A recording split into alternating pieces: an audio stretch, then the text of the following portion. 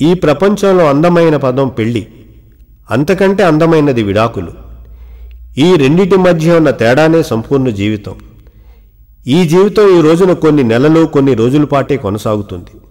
ఒక సంవత్సరంలో జరిగే పెళ్లిళ్ళ కంటే విడాకులు కోరే జంటలే ఎక్కువ.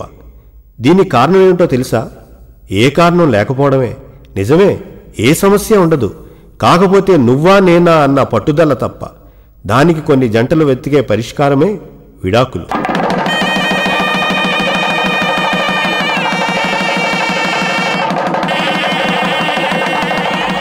వీరిని చూడండి, పెళ్ళే నెల రోజులు కూడా కాలేదు. ఈ రోజున విడాకుల కోసం కోర్టుకెళ్తున్నారు. మీరు విడిపోవాలని ఎందుకు నిర్ణయించుకున్నారు అన్న జడ్జి గారి ప్రశ్నకి సమాధానంగా, పెళ్ళై నెలైంది, ఏ రోజు ఇంటికి టైంకి రాలేదు. ఎలా వస్తాం?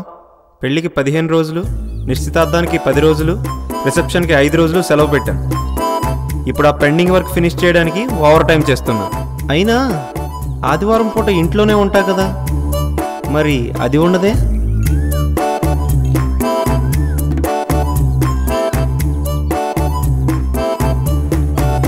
వారం మొత్తం కాలక్షేపానికి పక్కనే ఉన్న పిన్నివారింటికి వెళ్తాను, మరి ఆదివారం కూడా వెళ్ళాలి కదా. అదేమన్నా డ్యూటీయా రోజు పోవడానికి? మరి చుట్టుపక్కల ఆడవాళ్ళకి ఆవిడిల్లే కాలక్షేపం. ఆవిడికి మొగుడు లేడు, పిల్లలున్నా దగ్గరగా లేరు. అయినా అంతమందిలో మొన్న చెంపదెబ్బ కొట్టాడు.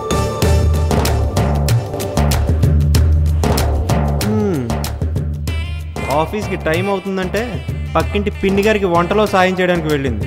నాకు ఆఫీస్కి లేట్ అయిందని మా సార్ తిట్టాడు నన్ను. ఉద్యోగం పోతే వాళ్ళ నాన్న పోషిస్తాడా మమ్మల్ని? మధ్యలో మా నాన్న గోలెందుకు? ఆయన వల్లేగా తనకి నాకు పెళ్ళయింది.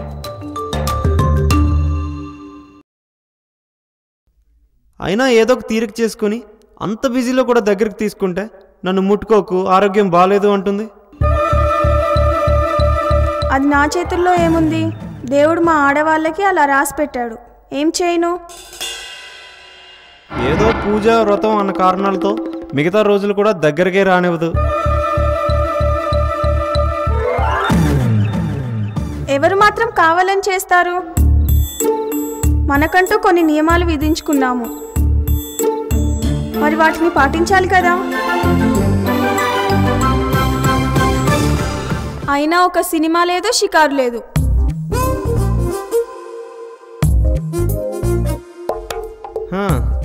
ఇక్కడ ముద్దు ముచ్చటే లేకపోతే షికార్లు సినిమాలు ఎక్కడి నుంచి వస్తాయి?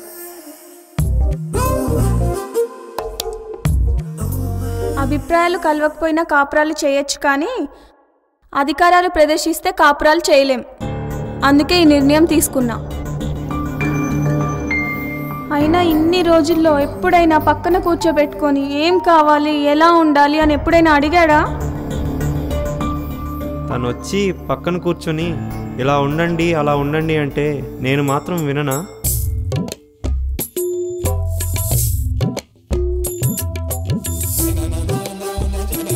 కొంప తీసి ఈయన నాలాగే ఆలోచిస్తున్నాడా? తను నాలాగా ఆలోచించడం లేదు కదా.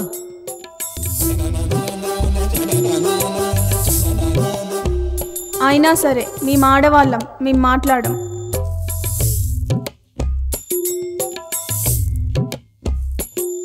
మాది మగజాతి, అసలే పౌరుషం ఎక్కువ, ఏమాత్రం తగ్గేదే లేదు.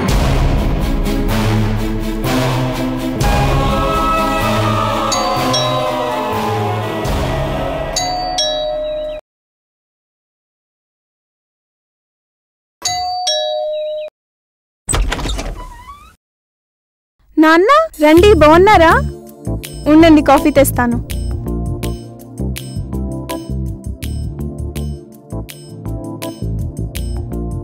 రండి మామయ్య, కూర్చోండి. బాగున్నారా? ఇంట్లో అందరూ బాగున్నారా మామయ్య? అదే చూస్తున్నాను.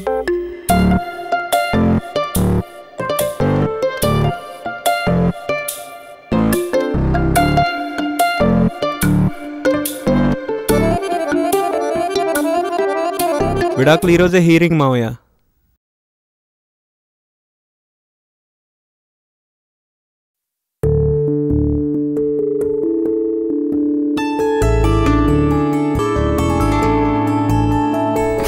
సారీ.